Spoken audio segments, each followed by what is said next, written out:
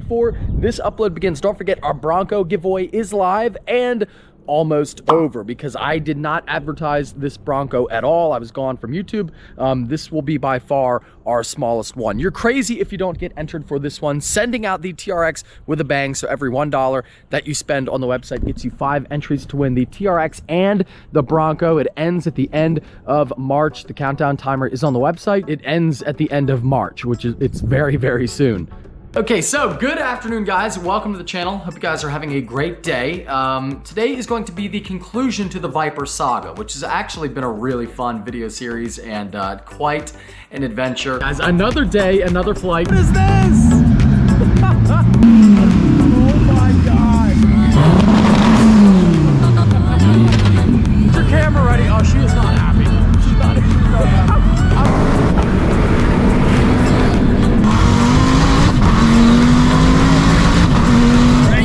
What my home is going to be for the next 24 hours. Got the Bussy's brisket and the Bussy cake.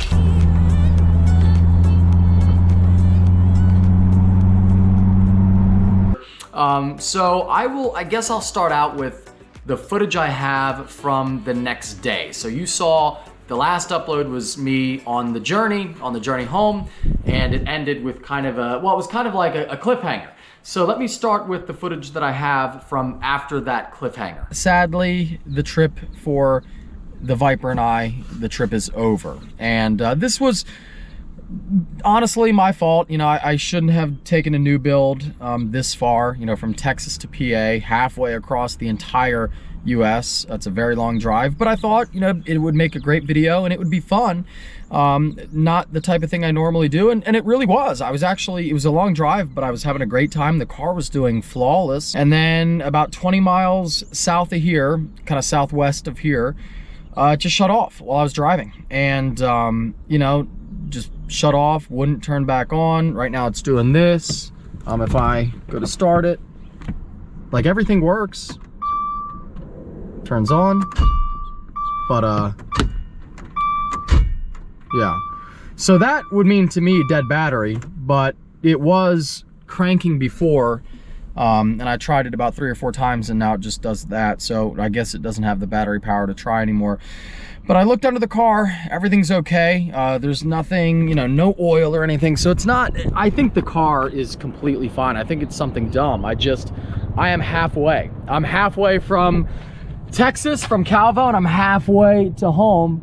But yeah, you can see completely dry, nothing wrong with it down there, no oil on the engine itself or on anything here. I called a tow truck. It was at like 3 a.m. got the tow truck, got it up on the flatbed, and we got it here. So that was it was 3 a.m. I was tired. I hadn't slept in like over 24 hours. Now today I have to figure out, like, today is the real job of like, what do I do now? Yeah, I don't, I don't know. I'm 850 miles both ways.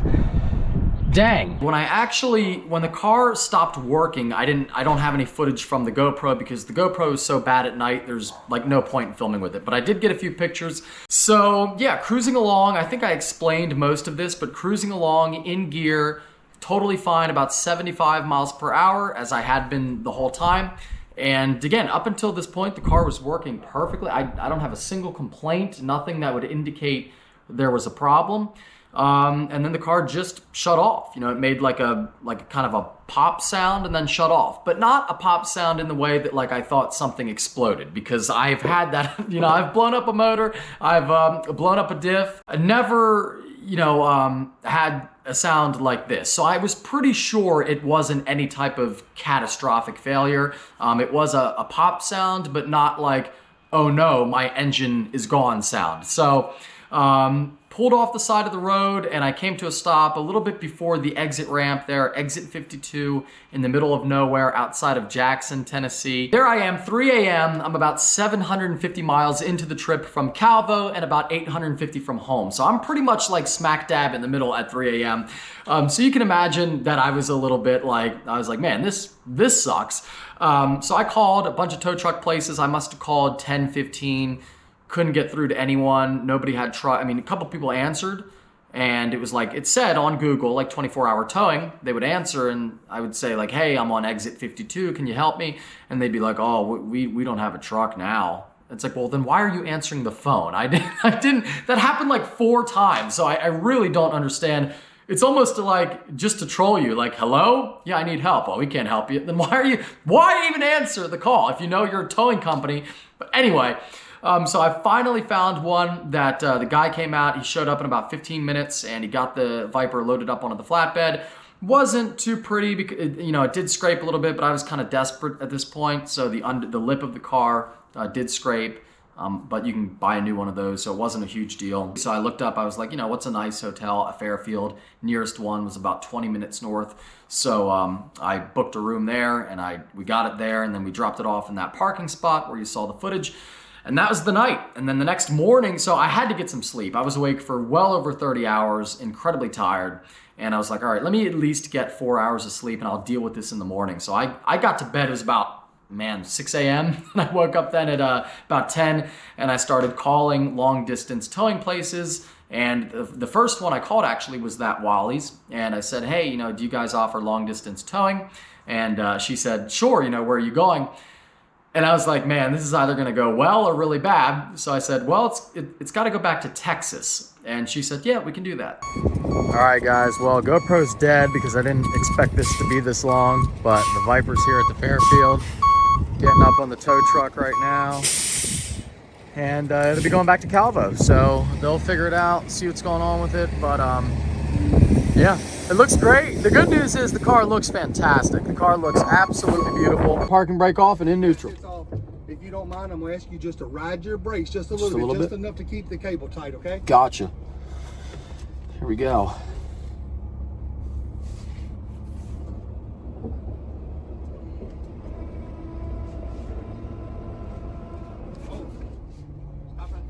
Gotcha. I'm going to adjust my boards to your car. This guy's very good. He's got boards. He's got it all. He's really a professional and really taking his time with the car, which is nice. I appreciate it.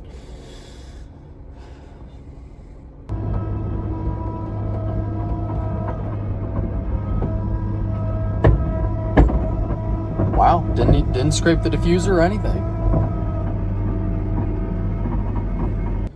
That didn't even scrape the back. Have you ever towed this car before? No, just last night was the first time. Yeah, did you see what they done to it underneath last night? Oh yeah. I want to show you this before you go. Yeah. That way when you get it back, you don't think I did it. No, I know. He, yeah, and this part too. Yeah. Yeah. I was just making sure you're aware of that. Oh, That's I all. was, yeah. I mean, I was. Because I don't want you to think we damaged it. Nope, it was 3 a.m. and I didn't even get a chance to I should have said something, but yeah. Because you can see I'm not even touching it. Yeah, that was great. I was not going to touch it. Yeah, I was waiting for it to hear the rear end, but it didn't scrape nothing back Yeah, there. no, it's good. It was perfect. Yeah, no, it's good. Thank you so much, man. Yeah, hey man, look, we just want to take care of your car. So big thank you to Wally's. There she goes, the Viper on the trailer. Huge thank you. That guy Scott was absolutely awesome. Scott from Wally's. I'm pretty sure it was Wally's or Whaley's, but I think it was Wally's. Awesome guy. Really just put the boards down, took care of the car, took incredible care of it. I can't thank him enough. So that's it, man. I look atrocious, guys. So I'm sorry. I have slept about 2 hours in like 40 something hours now. So I do not look good. I've looked better, but that's it. So now I can go home, which I'm excited to go home. So it was expensive. I'm not gonna lie about that, but the car got back there and it was good to go. And Calvo is gonna cover it. And if you want to know what it was, and as I suspected, it was so the car's back there. Everything's fine with the car, by the way. It got there fine. Back at Calvo. Car's good, no big deal. It was a crank sensor issue. So just a factory part, and stuff goes bad and this happens. And again, this is something that would have been found out most likely because when a car sits for a while, especially Vipers from what I hear, parts go bad when cars sit. And when you do a big build, any build really, even a smaller one, like there's always gonna be something will come up. Even my ZR1, which has been insanely reliable, as you guys know, has had like a couple of issues here and there. Now, they weren't a big deal because I wasn't 800 miles from home, and you know, those are all like small things, but it happens. So it happens to everyone, and maybe I was a little bit overzealous with my attempting this trip, but I thought it would be fun, and to be honest, it was. I don't regret it. Like, sure, it had to go back, and I'll tell you what's gonna happen though. The car will be fixed very soon, and I will be sending a truck to get it. I'm not gonna do it again, but it was fun. It was an adventure, and I thought you guys would enjoy it, and I feel like even though it didn't go the way I thought it was gonna go, I think it made a pretty good video series. So that's the conclusion to the Viper driving home saga. That's all I got for you. So I hope you guys enjoyed. If you did, give it a big thumbs up. Take care. Have a great night. I'll see you in the next one, and the Viper will be back very soon. Detail line, the microfibers, the barbecue chips, the buffalo sauce, the hot sauce, and with the new really insane ghost face killer sauce. So now this is like the real deal. If you're gonna buy this, you have to understand how spicy it is. It's no joke. Like this, like even the hot is kind of like, whatever. This might kill you. I don't know if I can say that.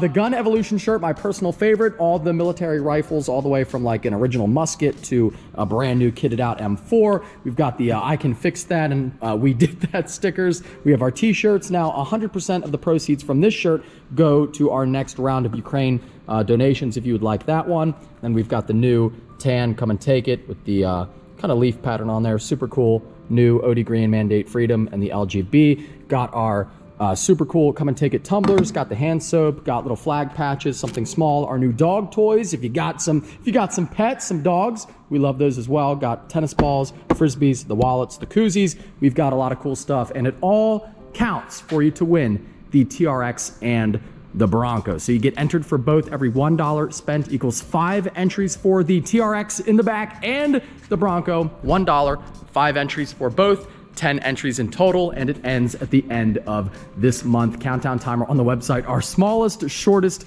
giveaway ever by far. If you don't enter this one, you're crazy. A normal one, you know, we'd have like maybe 15,000, 20,000 people. This one, we have less than 100 right now, and I'm guessing it might be like 500 total because I was gone the whole time. And the giveaway this was running the whole time, but you didn't know it, and nobody knew it because I didn't advertise it. So this is going to be insanely small, just the little ad in the Bronco to send off the TRX. So make sure you hit that link down below, get something cool that you will love, and get yourself a new Ram TRX or the badass Badlands Bronco. Check it out, guys. Good news is I got my 5 guys because there is one like half a mile away. So I walked and got my 5 guys.